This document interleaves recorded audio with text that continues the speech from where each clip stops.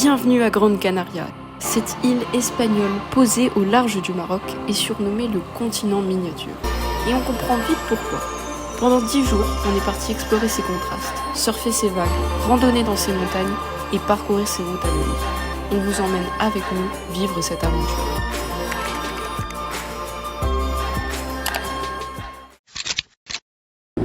Naturellement, à notre arrivée, la façon la plus simple d'explorer les alentours de l'hôtel, c'était de partir pour un petit run.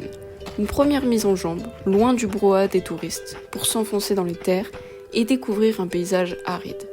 La sensation d'être seul, à courir au milieu du désert. Une belle entrée en matière pour les jours d'aventure qui nous attendaient. Après avoir exploré les terres, on n'avait qu'une envie, aller à l'océan. Premier stop à Maspalomas, des petites vagues parfaites pour se mettre en jambes, mais avec pas mal de rochers, donc pas toujours rassurant. Let's go!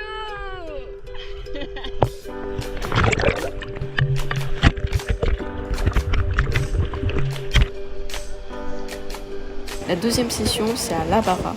Là, les vagues étaient un peu plus grosses, avec la montagne en arrière-plan, c'était juste incroyable.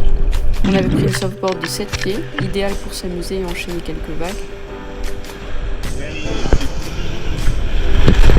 Et ce qui est fou ici, c'est la diversité. Parfois, les vagues elles se forment sur du sable et parfois directement sur la roche volcanique. Et en discutant avec les surfeurs du coin, on a appris que la quantité de sable change au fil des saisons, puisqu'ils sont portés par les courants et les vents. Mais une chose reste certaine, surfer dans un tel environnement, c'est un vrai plaisir. Après la session de surf, on en a profité pour visiter les dunes de Maspalomas. Un décor complètement différent, avec cette fois l'impression de se retrouver au milieu du Sahara, entre petite oasis et l'océan en toile de fond. Un incontournable de Grande Canaria qui vaut clairement le détour.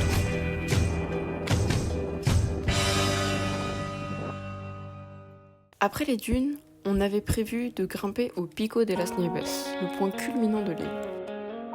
Mais beaucoup de chemins étaient fermés à cause des feux de forêt, qui reviennent souvent, surtout en cette période de canicule.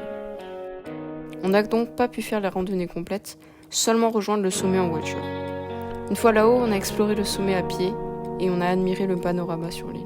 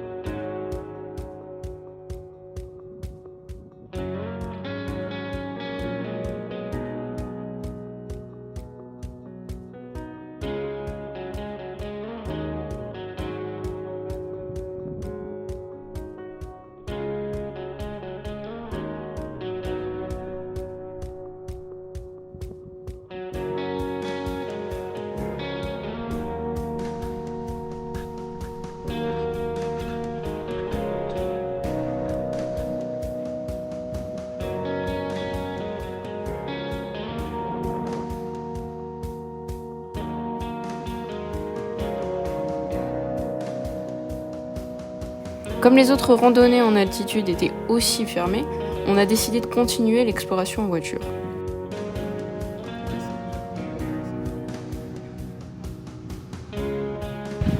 On a traversé des villages pittoresques aux façades blanches, des routes sinueuses qui grimpaient et descendaient, et des paysages d'une variété incroyable.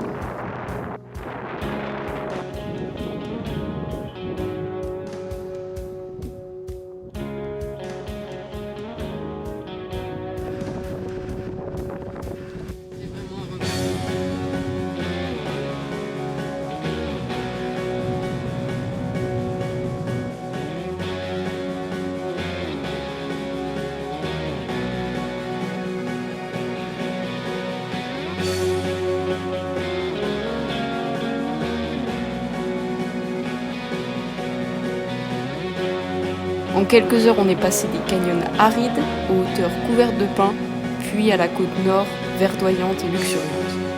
Chaque virage nous offrait un nouveau panorama. et on comprenait vraiment pourquoi l'île est surnommée le continent miniature. Pour compenser cette déception, le lendemain on est parti pour la rando jusqu'à Guigui, une vraie grosse journée. On a commencé tôt le matin, mais il faisait déjà super chaud. Le sentier monterait dès le début, beaucoup de dénivelé sur une courte distance et ça tape vite sur les jambes et le souffle. La montée est dure, mais la descente est géniale. Le chemin serpente avec une vue incroyable sur l'océan, on peut même relancer et un peu courir quand on veut.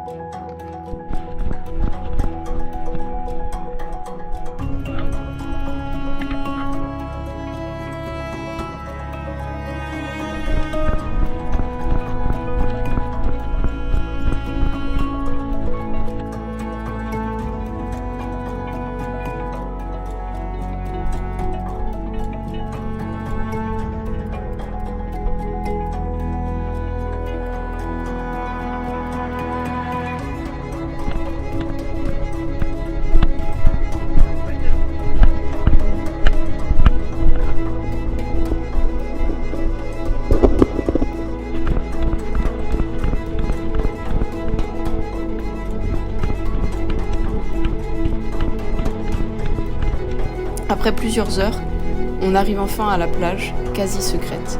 Certains bivouaquent ici, mais pour nous c'est juste l'heure de se jeter à l'eau et de profiter.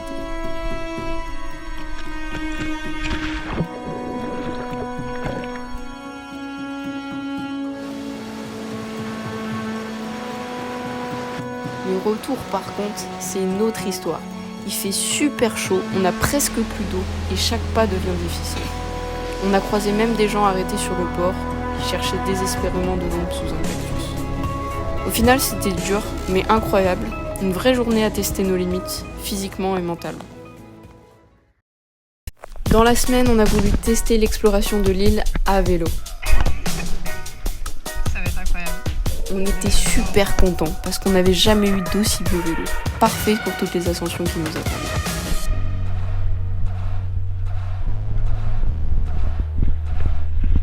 Ça, c'est bien l'égoïrie du Tom. On est parti de Puerto de Mogan pour environ 50 km et 1000 mètres de D+. La route grimpe vite. Surtout pour l'ascension de Los Azuleros, une montée de catégorie 2, mais la vue en valait vraiment la peine. On traverse des villages typiques, comme Mogan, avec leurs maisons colorées et leurs petites ruelles, et on s'arrête pour boire des sumos maison, sûrement la meilleure pause du voyage. Gros coup de cœur pour cette activité, qui reste pour nous le meilleur moyen de découvrir l'île. Tu peux aller partout, profiter des paysages et vraiment ressentir la diversité de Grande Canaria.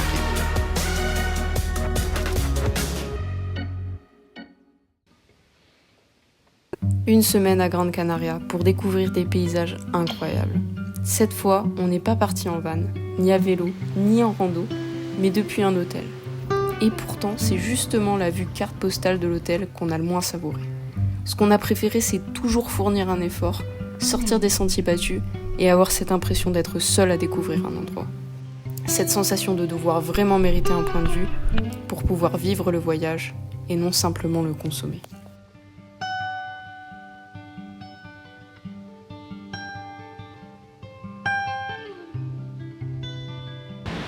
Salut à tous.